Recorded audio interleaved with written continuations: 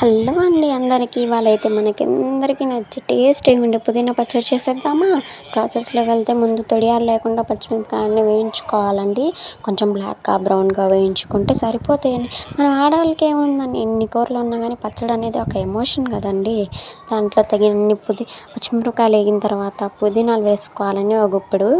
ఆ పుదీనాలు కూడా బాగా వేయించుకోవాలండి. వేయించుకుని అయిపోయిన తర్వాత దాన్ని పచ్చిమిరపకాయలని పుదీనాలని పక్కకు తీసి పెట్టుకోవాలండి. మళ్ళీ ఆ కడాయిలోనే ఒక 5-6 టమోటాలని కోసి ముక్కలుగా ఆ బాండీలోని వేసుకోవాలండి.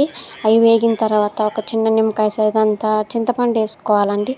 తర్వాత రుచికి సరిపడే జీలకర్ర, తగినంత ఉప్పు వేసుకొని మిక్సీ చేసేసుకోవడం అయిపోతుందండి పచ్చడి. ఇది వేడి వేడి అన్నంలో కానీ కొంచెం నెయ్యి వేసుకొని తింటే అసలు ఏ కూరలు సరిపోవండి. ఇలాంటి మోర్ ఇంట్రెస్టింగ్ వీడియోస్ కోసం మన ఛానల్ని సబ్స్క్రైబ్ చేసుకోండి.